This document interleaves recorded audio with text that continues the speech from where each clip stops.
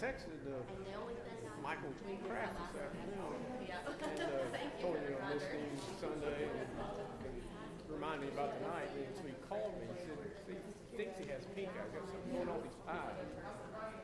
Oh, okay. All right. So anyway, that's why he wasn't here. Yeah, it was kind of hard to read his stuff. I guess he did listen to it so Sunday. So that's a good thing. That's a good thing.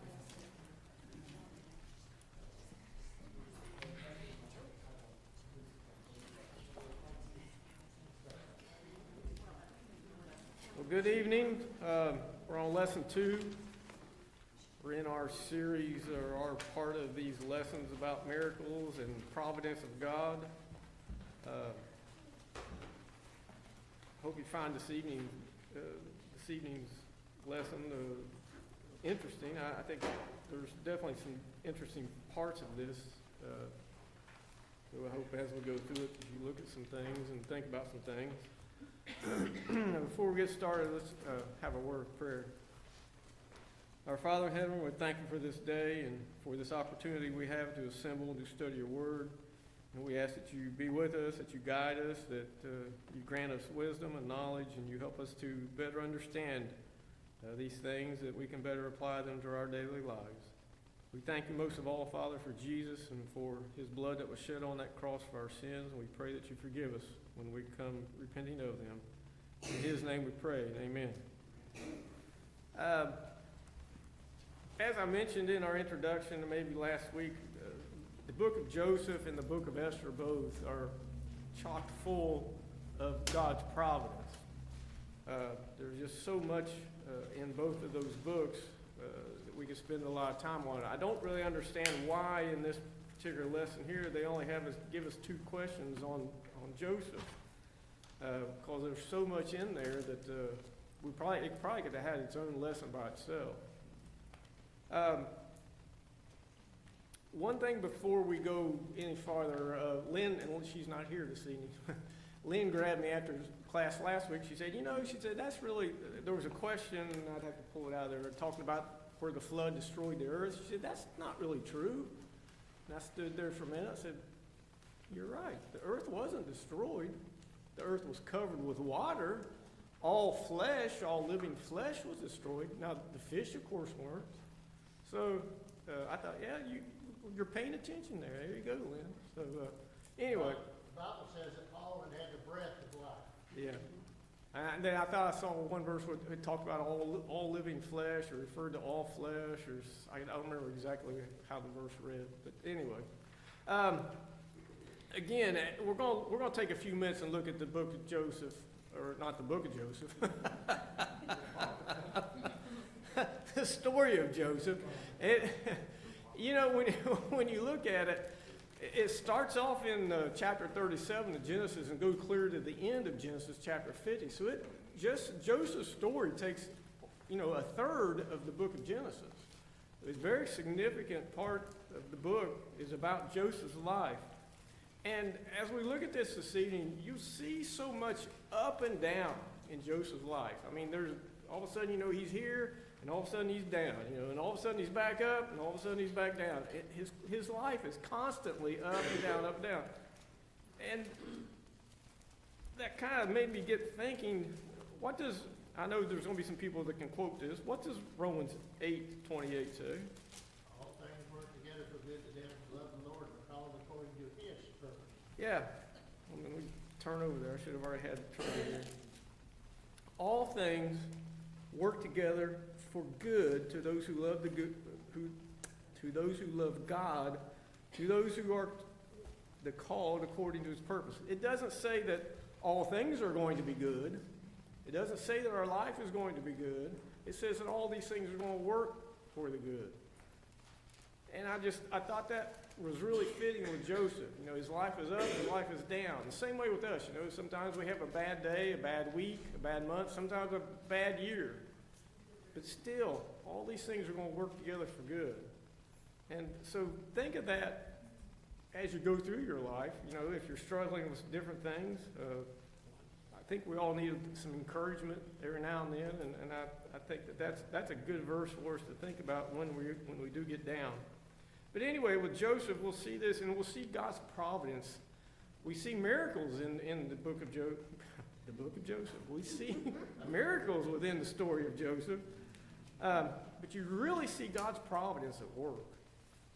We know he is the favorite son of who? Who's his father? Well, Jacob at this point in time, yeah. He gets changed to Israel later in the story. So he is Jacob's favorite son. We know that Jacob had 12 sons. Of course, it starts off when he's young. What does his father give him to show that he is his favorite? A coat of many colors, yeah. So right off the get-go, he gets this coat, so his brothers are automatically jealous. Joseph has a dream about a sheaves. And I assume it's probably sheaves of wheat, but we're not told. But he has a dream where one stands up in the field and the others bow before him. You see this played out in chapters 42, 41, and 42. We know that because of their jealousy, what does his brothers do to Joseph? What did they do to him? First planned to kill him, then they sold him. Yeah, they tried to kill him first. They put him down in a pit, didn't they? And one of the brothers kind of said, maybe we don't really want to do that. So he convinces the other brothers to take him out and put him and sell him into slavery. So here you have him. He's the favorite of his father. His brothers are jealous, and now they try to get rid of him. He's sold into slavery. We know that he ends up in Egypt. He ends up at Potiphar's house, which was one of the Pharaoh's head guys. Of course, we know that he rises to, not fame, but he rises up in Potiphar's house. Is really next in line there to Potiphar. He's taking care of all Potiphar's affairs. God is influencing him, or is helping him to grow and helping him to, be this kind of a man that he is. And of course, we know that Potiphar's wife tries to lure him and falsely accuses him. So here he's up here again. He's doing really well in Potiphar's house, and now all of a sudden he gets cast into prison because of Potiphar's wife. You see in chapter 40 where this baker and the butler get into some trouble, and so now they're into prison as well. They have some dreams, and Joseph is able to interpret these dreams. While Joseph is in prison, again, his influence, his characteristics of the type of man that he is, puts him in a high place there, even in the prison. But he interprets these two dreams. We see that in chapter 41, or chapter 40. Then chapter 41, who else has a dream? Pharaoh has a dream. Yeah. All of Pharaoh's magicians, wise men, none of them can interpret the dream, can they? But they remember that Joseph can. So Pharaoh sends for Joseph, and what's Joseph tell him that the dream means? Anybody remember? It's going to be a famine. You're going to have 7 years of plenty, but then you're going to have 7 years of severe famine. So Pharaoh puts Joseph, again, here we see God's providence. God is putting Joseph in all these different positions, all these different places that he can affect. Who's he ultimately going to help here at the end with all this? He's going to help his own people, his own family, yeah. God looking out for this group of people. And we're going to talk about who this group of people is as we go through this lesson. Joseph's put in charge. He stores up the grain for 7 years. They go into the famine. Who comes into Egypt looking for food? His brothers. Jacob sends the sons in there. And so we see that whole story in chapter 42 about that. Joseph ultimately, reveals himself to his brothers in Egypt. And we know the scenario of that. The entire family ends up moving into Egypt with Joseph. Again, chapter 45, you see God's providence all throughout chapter 45, but specifically in verses 5, 7, and 8, you see how his providence puts this into action. So the very first question we've already answered about 12 times. The life of Joseph is one of the best examples of what God's what? Providence, yeah. Another excellent book that we mentioned briefly last week or week before last is the book of Esther. And I really don't know why there's no questions in any of the lessons at all about Esther. Esther is another book that's just chock full of how God's providence works to help these people. We know that Joseph explains dreams. He did that more than once. Again, this is miracles happening. God is allowing Joseph to do this. But at the same time, it's God's providence that's putting Joseph in these different positions that ultimately comes to him being able to help his own family. I think similarity between Joseph and Daniel. Yeah, exactly. At the end of Genesis, end of the story, of course, we see that Jacob's name is now changed to Israel. And you see, that's in Genesis 37, verse 3. And then you see that all of that family leaves the land of Canaan and goes into Egypt. And the number of people, and you can see this in Genesis 37, verse 1, and also Genesis 46, 27. But the number of the people of Jacob's family, Israel's family, at this point in time is 70 people. That's how big this group of people is. All of them go to Egypt now. Okay? Keep that number in the back of your head because we're going to look at this here in just a few minutes and see how this grows. They would stay in Egypt for about 430 years. And you'll read, you can see that number occur in Genesis 46 and verse 27. And of course, we know that from the 12 tribes, or the 12 sons of Jacob, or Israel, comes the 12 tribes of Israel that we have, as we go throughout the entire Old Testament. And of course, down where Christ's lineage comes out of that as well. Number 3 starts talking about the Exodus and things that go on in Egypt. We talk about the plagues here for a little bit. When we move into the book of Exodus, again, we start seeing a lot of miracles. There's a lot of miracles involved with them being in Egypt, with the plagues, the different plagues and some things. We'll talk about that here in just a second. You also see a lot of God's providence at work in this account as well. Moses there's about 400 years between Joseph and Moses, okay? So we've got Jacob's family, Israel, 70 people are now into Egypt. 400 years later, the estimates are all over the board.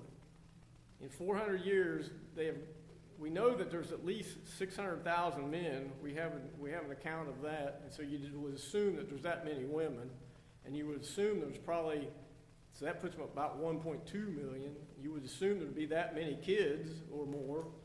So there's at least bare minimum, there's at least 1 million people at this point in time, 400 years later. Some accounts go as high as 3 to 3.5 million, I've read. So in 400 years, they went from this, basically from what we have here on a Sunday morning or even tonight. Once we bring everybody up from downstairs, we probably have close to 70. This group of people in 400 years goes into several million. As David Cottle says, when he was reading through the book of, Leviticus or whatever, it gives all the accounts of all the lineages, so that's a lot of begatting. This one begat this one, and this one begat, and this one begat, and that one begat. Yeah, well, he sure didn't like it, that's for certain. So we got the Israelites now. They're called the Israelites at this point in time. They live in Egypt with Joseph. They stayed there until he died, and their children went ahead and stayed there, and they kept marrying, having more children. We know that God chooses Moses to lead them. What's Moses do? I can't do this. I'm not an eloquent talker. Yeah. Yeah, starts making excuses. So God gives him who's going to help him? His brother Aaron. Yeah. Number 3, the message at the burning bush in Exodus 3, verse 10. What's the message? That Moses is going to lead the people out. Yeah. Here's the man that's going to get you out of this mess. Each of the in Egypt directly attacked the perceived powers and control centers of what? Number 4. Okay, the 10 plagues, and attacked what? The false gods of Egypt, yeah. Each of these 10 plagues were directed at Egypt's false gods. What's interesting about the 10 plagues, and I'm sure most of you probably already know this, the first 3 plagues affect everybody in Egypt, the entire land. Nobody escaped the first 3 plagues. The ones after that were only directed at Egypt itself, the Egyptians. The Israelites were in an area called Goshen. I don't know if it's like I guess it'd be more like a region. It'd be kind of like us here, We're in the United States. Go ahead, Bill. Goshen's northern Egypt it's the area where the Nile River splits into several branches. Yeah. It'd be kind of like us. We're in the United States, and then we're in West Virginia, and then we're in the town of Cerrito. Well, they were in the land of Egypt, but the Israelites were concentrated in the area or region known as Goshen. They were put in no man's land, Goshen, because they were shepherds. Okay. Yeah. But these last 7 plagues doesn't affect them. So right there's a miracle right there. The plagues are miracles in what they do, what they are. But here's another miracle in that it messes with all of Egypt except this one area of Egypt, this one part of Egypt. So what were the plagues? What's the first one? Water to blood. Then what? Frogs. Lice. Flies. Okay. Yeah. What's that mean? I didn't go look it up. Pardon me? Marine. Yeah. I looked that up too, it says plague. Plague? Plague of cattle, okay. I meant to look it up and I forgot. Okay, what's the number 6? Boils, and then what? Hail. Yep. Yep. Yeah, death of the firstborn. The water to blood, the Nile River was turned to blood, and all the fish died, and the smell was unbelievable, evidently. Which you can imagine, if you've ever been any place that there's dead fish or just kind of that smell, you know what it would be like, and this, of course, would be all even worse. Exodus 7 verse 24 gives an account that it was so bad that the Egyptians were out digging around trying to find fresh water. The frogs were everywhere on that one. Lice was everywhere. Flies were everywhere, except now we see where this land of Goshen is excluded. That's Exodus 8 verse 22. This disease of the cattle, it not only was the cattle, but it was the sheep, the horses, donkeys, camel, oxen. It was everything that they had, all their livestock. Again, except for the Israelites in the land of Goshen. There was one thing I wanted to bring up. Where did it go? Well, it's on down here, I guess. They had boils. They had hail. And this hail was mixed with fire and thunder, Exodus 9, verse 23.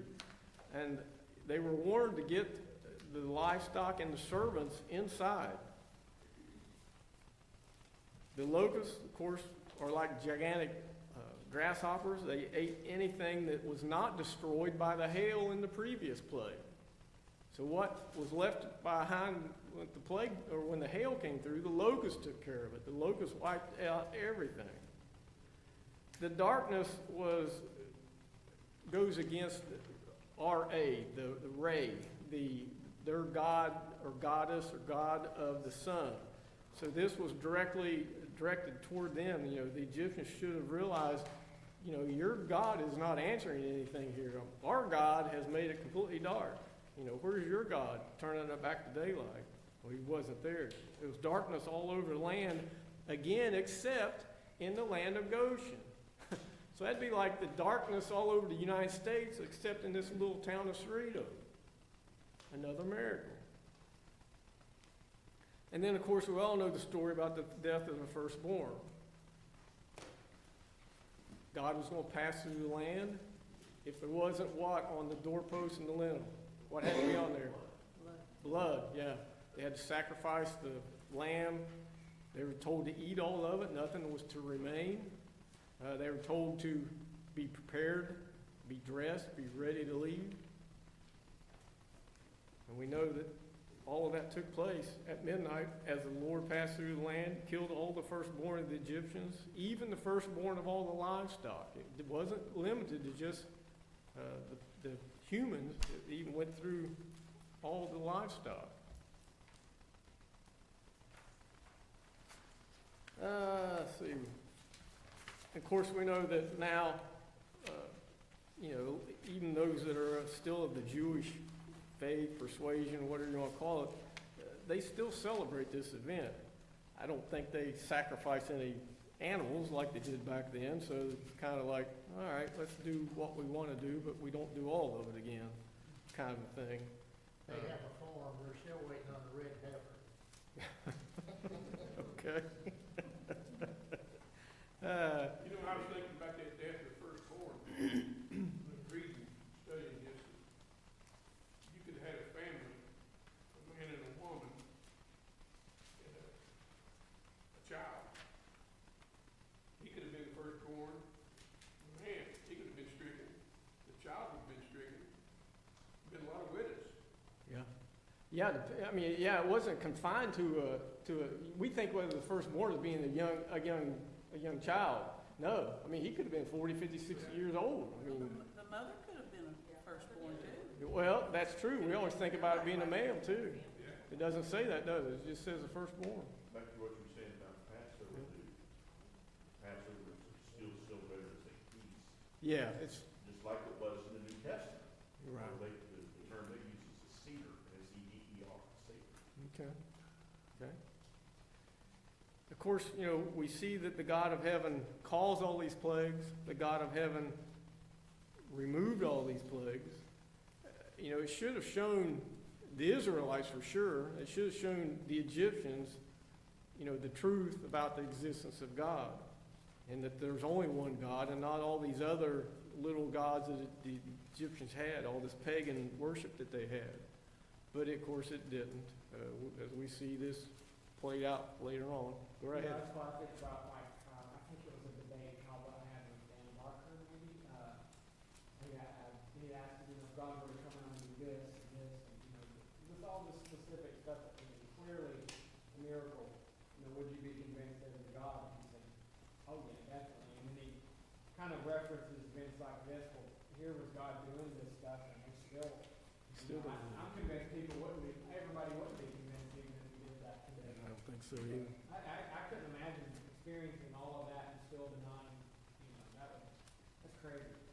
Well, and then as we talk about here in just a few minutes, as they get out into the wilderness, all the complaining, murmuring that they do, and then God takes care of them, and then they just go right back into it. We'll talk about that in a second. But yeah, so anyway, so they get, finally, of course, we know the story, they get out of Egypt. What leads them out, or what are they following? Yeah, that's number 6. Israel was led from Egypt by a pillar of cloud by the day and a pillar of fire by night. Again, God's providence, looking out for them, helping them to travel through this land. The miracles, of course, with this taking place. We know, that the Egyptians wanted the Israelites to leave Egypt because they'd grown so big. They were afraid. And then after they saw these plagues, the Egyptians still didn't really believe in God, but they could see something definitely. They could see the power, obviously. They were afraid that God was going to wipe them out as well. And we know that when they left, the Egyptians gave the Israelites anything they asked for, silver, gold, livestock, anything they asked for. Get out of here. Take what you want and get out of here. And God leads them by this pillar of cloud by the day and the pillar of fire by the night. This pillar of cloud also, once Pharaoh changes his mind and starts pursuing the Israelites, this pillar of cloud actually hides the Israelites from Pharaoh. He has a hard time following them. It kind of separates them from with this cloud. So number 7, the miracles at the Red Sea. Of course, the first one is they were led by this pillar of cloud or the fire at night. What else takes place at the Red Sea? Yeah, the sea itself divides, okay? And then what's the number C? The destruction, the death of the Egyptian army. So you've got this, they come up to this sea, and you've got skeptics, of course. We got skeptics. So, they came up to this little place where the sea wasn't very deep. It was more like a marshy kind of an area or whatever, and they could just go through there just like that. Well, that's not the account that we have in the Bible. What does the Bible say about the water? What does it do? Stood up. Yeah, it stands up. It walls up. It heaps up. They were not in some low area, shallow part of the sea. They were, and when they went across it, the ground was dry. They weren't trying to tromp through mud. And Teresa and I saw this. There was a place in Nova Scotia that we visited where this bay, this ford goes way up into the northern part of it, and it gets up in there so far and it starts getting confined by the earth that when it gets up into here, the tide changes every 6 hours, 38 feet. It goes from 38 feet to nothing. And when it goes out, it's just miles of nothing but mud flats. And you can't walk in it. But this was dry ground. When that water went away, the ground was dry. It's interesting, there's a little difference there between what happened here and what happened in Jordan At the River, Jordan. where it says the water stopped. Yeah. Well, you have a river at that point that's flowing. The water stopped. Yeah. But the water was walled up on both sides. The Bible don't indicate that it was only 5 foot wide either, because you couldn't move 1 million people and all the animals.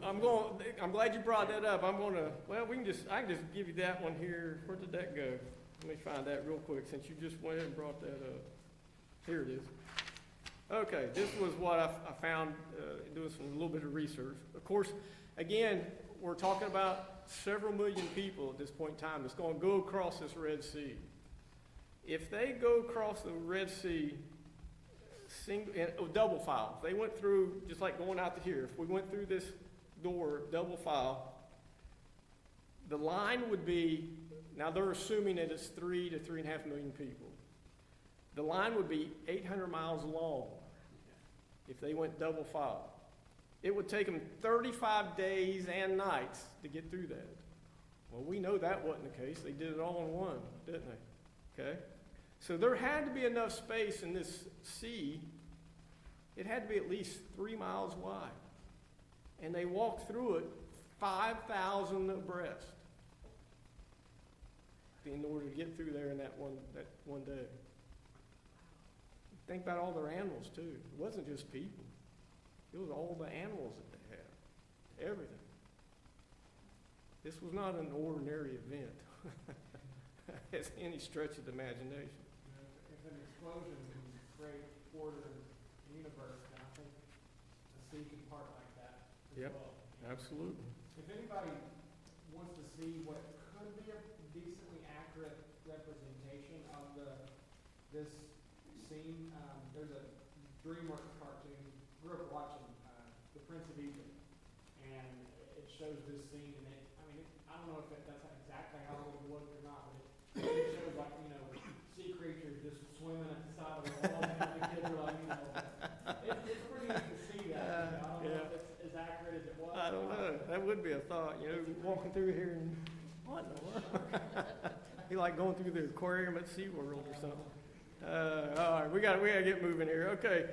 Okay, so they make it through this sea. So now they're wandering around the wilderness here. Manna was provided how many days per week? 6, yeah. And of course, the reason for the manna was, what were they doing? What was people doing? Grumbling, complaining. Were they complaining against Moses? Were they griping against Moses? No. They were really, ultimately, they were complaining about God. God wouldn't provide. He brought us out here just to let us starve. We would have been so much better in Egypt if you just left us back there. God provides manna 6 days per week. They ate that for 40 years. 40 years. What was provided on, what else was, quail. Quail was provided when? Yeah, but how many times did they get quail in all this 40 years? Only twice. They only got it 2 times. Their food in the wilderness, number 9, manna and quail. How about the water? Water in the wilderness, where did it come from? Yeah, but who was told to take care of the water? Moses, okay. Pardon me? He was told to speak to the rock. Yeah, there's 2 different accounts. The first time he was told to smote the rock, which he did, and they had it, they got water. The second time in Numbers chapter 20, verses 8 through 12, you see the account where God tells him to speak to the rock, and he doesn't do it. He strikes the rock. Sidebar, what was Moses' punishment for that? He didn't get to, well, he could see it. He could see it. He didn't enter the promise. He didn't get to enter. Yeah. He So also- God, He what? also killed his brother. Yeah. God takes his commandments, his laws serious. There are consequences for disobeying God. We see that in a couple of these other questions here. I don't know if we're going to get to them tonight. But he was buried by the Lord. Yeah. And he's still mentioned in Hebrews as far as being in the hall of faith that we kind of call it. Yeah. But he sinned, and there was a consequence to it. He smoked the rock out of anger. Out of anger, yeah. Yeah. Took That credit. wasn't kitchen Also coffee said, either. must we provide water for? Do what? I'm sorry. I said, you also said, must we provide, you took He credit. took credit. Yeah. Yeah, Moses took the credit. What'd you say, Walter? I said, that wasn't kitchen faucet either. No. Well, yeah, and another interesting fact, since we bring that up. You had for 40 years, think about this, for 40 years you had 3.5 million people that had to be fed every day. There was a study done by, I don't have his name, but a quartermaster in the general, he was a quartermaster general in the army, and said that Moses, to feed this many people, would have had to have 1,500 tons of food each day. This would require 2 freight trains, each freight train being a mile long. God provided for them. They're out in the desert, no trees, so they're going to need firewood, right? They need to cook things, heat. He says it would take 4,000 tons of wood per day. If you've ever chopped firewood and stacked firewood, that's a lot of firewood. When did they have time? Yeah, exactly. I don't know. For those 40 years too, their sandals never wore down. Exactly. The same shoes. Yeah, more miracles, right? I Yeah. have a better question for you. Okay. Historians tell us that Moses wrote the first 4 books of the Old Testament. Yeah. When did he have time to do that? Yeah, I don't know either. Let's get back to the water. Here's a good point about the water. They would need water to drink, cook, clean with. Each day would require 1 million gallons of water. Each day. That's equivalent to a freight train of tank cars 1,800 miles long. Every day. Probably didn't take a lot of baths, did they? I don't know. When they set up camp at the end of the day or into their travel or whatever, they needed an area that was almost the size of Rhode Island, 75 square miles. We don't think about that when we read this account. We just kind of read through it, yeah, God took care of this and that, but you don't really think about what really was needed for them to survive. Just think of the communication problems that they would have. Exactly, yeah. I was just thinking of this too, you know, all of us here believe in the miraculous aspect of it, but if we ever did struggle with that, well, I don't think God did that, I don't think God did that. You could even look into some of the stuff about the cleaning processes, like the recipe for lye soap is in there. Or something else. I think England or somewhere had trouble with sanitation, getting rid of sewer stuff, and if they would just follow the Leviticus. Oh, yeah, all that code, stuff's in then all would be Leviticus. fine. Yeah, God gives them all this stuff about how far out to have your restroom facilities, whatever you want to call them, how far away from the camp, how to dispose of all this stuff. All that, yeah, you can read through all this in Leviticus. We got to get moving. In number 11, we already talked about this. In anger, Moses, well, no, we didn't talk about this. This is concerning the tablets. In anger, he broke the first set of tablets that contained what? The Ten Commandments, yeah. And what were these written? This was written by the finger of God, was these Ten Commandments. We move on over into their fire, the burning of incense. The fire to be used, number 13, the fire to be used in the burning of incense, that which God miraculously started, it was to be kept what? Continually? Burning. It was never to go out. God started this miraculously, and so it was never to go out. And then we see who comes onto the scene. Who's these next two cats? Nadab and Abihu. Yeah. Yeah, Dumb and Dumber. Who were they? Aaron's sons. Yeah. They should have known better because they were from the tribe of Levi. They were priests along with their dad.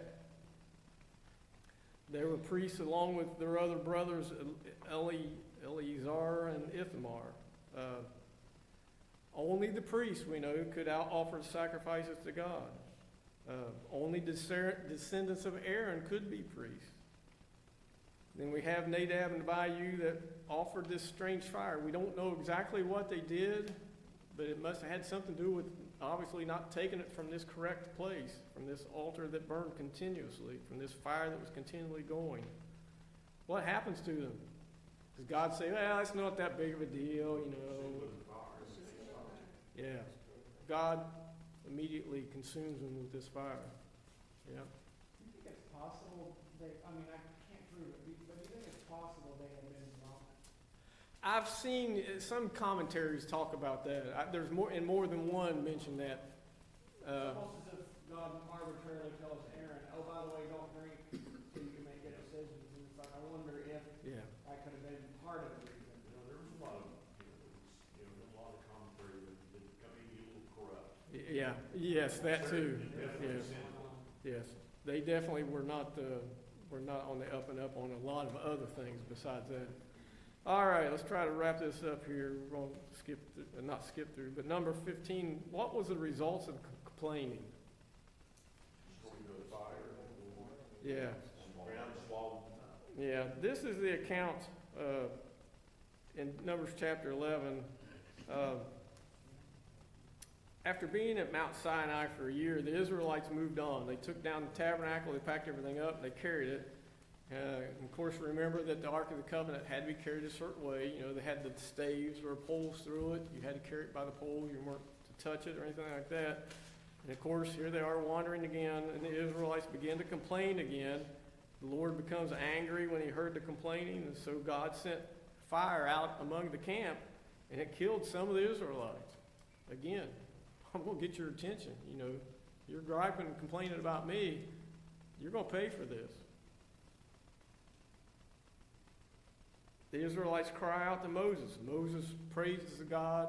God puts this fire out.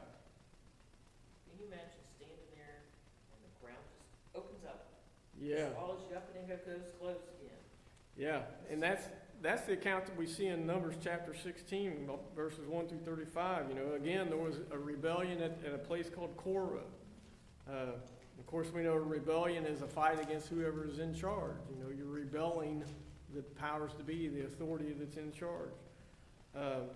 Korah and some of the other Israelites complained against Moses and Aaron. Again, as the leaders, they thought that they should be able to lead the Israelites just like Moses and Aaron. No, God chose these two men, no one else. God opens up the ground and swallows them up. Yeah, just like Roxy says, they're standing there, and all of a sudden the ground gives way. So Korah and all those men with him, Dathan, Abiram, are all swallowed up. You'll notice, though, if you read those verses in Numbers 16:32 and 26, verse 11, the children did not die. These men did, but their children did not. Because we know a lot of times when things happen to people, everybody's wiped out. Men, women, children, livestock, everything. But evidently just these men and those that were in their little group were swallowed up. Again, miracles from God, God's providence, God's trying to keep this group of people on the right track. They keep rebelling against him. Number 20, whose rod? Whose rod? Aaron's rod, yeah. That budded and bloomed, yeah. Numbers chapter 17, verse 8. I wish we had time to read some of these, we just don't.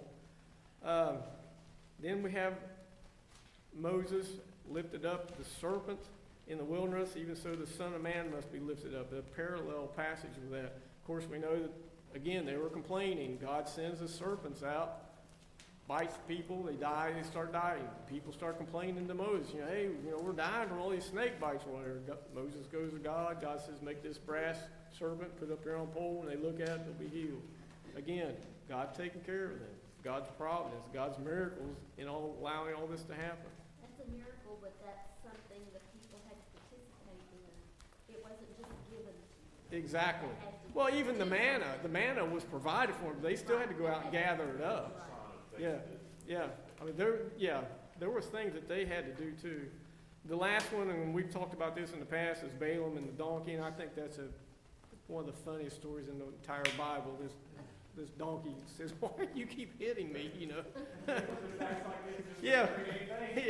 Balaam was supposed to prophesy against God's people. Yeah, he's God's prophet, and the evil king, the king there wants him, Balak, wants him to prophesy against him, and he said, yeah, I'll do it for money. He does it for money. But yeah, God takes care of that. Those people look upon that brass serpent, they have to have faith. Yeah, that's what she said. It was a sign of Yeah. faith to do it. Yeah, they had to do something. It wasn't Did just. they have faith that it was going to happen, or did they Oh, obey well, God? okay. I know what you're saying now. God said, look upon it, well, I'm going to look upon it. Yeah. Yeah. Did they? Yeah. I don't know. I would think I would have faith that especially if I saw the first one healed or whatever, I'd definitely have faith. Thank you, guys.